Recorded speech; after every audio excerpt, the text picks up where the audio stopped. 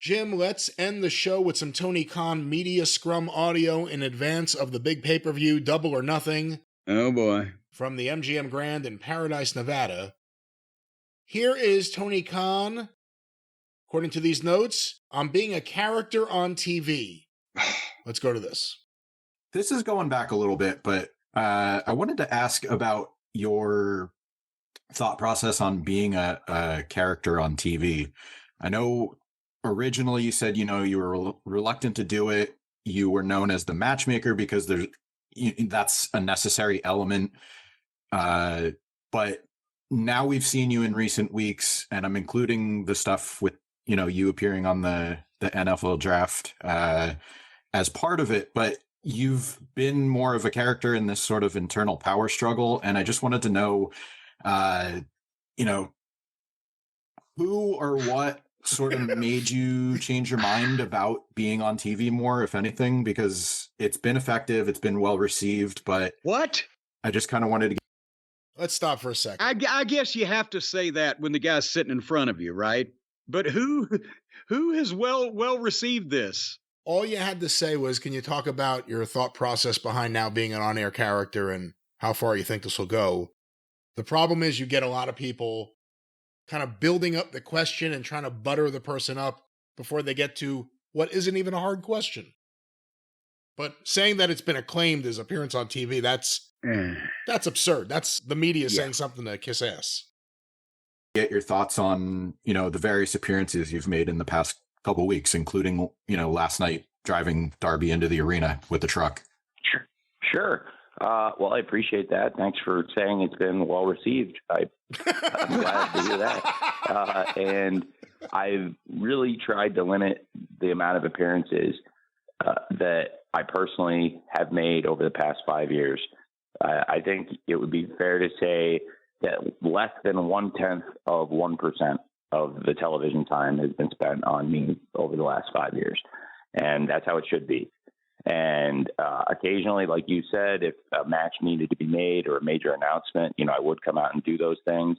I am planning to, visit the fans again this weekend. And I love being at the events before and after with the live crowd and visiting with the fans, signing autographs and taking photos and things like that whenever I can. And he loves to sign the autographs. Yeah, he loves to sign the checks is what he really loves. Let me stop here because now he's just filibustering. I was about to say, is there ever a point in time where could we boil this down, possibly take out every second and third word, and then we'd actually get him to get to the point? Tony's right that he needs to be limited in how much he's used on TV, although he's not taking into account how many times he's just talked about. Or, Tony Khan has just told me something. That happens all the time. But once they do the angle where he's hurt, where he's attacked, where his dad is brought into it, that's not the time to scale back on your usage, is it? No, at that point, you've pulled the trigger. Now you got to be a part of it. You can't, now he's just is. And again, the root of the problem here is it doesn't make any sense. He is and always has been portrayed at his behest as the owner, the CEO, the matchmaker, the boss, the top guy.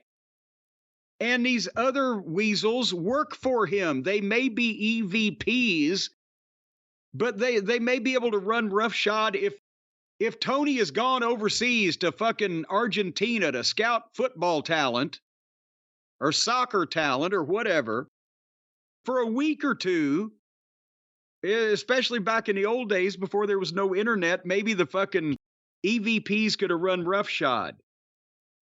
But now they beat him up and hospitalize him, and then the announcers say, well, they've got a no-cut contract. Where's the no-cut contract written in any industry that says you're allowed to beat up and drop your boss on his fucking head and put him in a neck brace, but you still can't be fired? And so Tony has the ability to overrule all this shit. They haven't closed those loopholes. That's why this whole thing, it's not, again, we've said it's not the chief content officer and a member of the board of directors of a massive publicly traded company being at odds with each other. You can buy that. But this is a pop shop because Tony don't have a mom. I'm not talking about a mother. I'm talking about a wife hell to go you along say? with. Yeah, what the hell's wrong with you? Why would you insult the guy? Well, no, Tony's not married, so it can't be a mom and pop shop. It's a pop shop. His mother doesn't have anything to do with this company. It's a pop shop. And the buck stops with Pop. The Bucks never stop.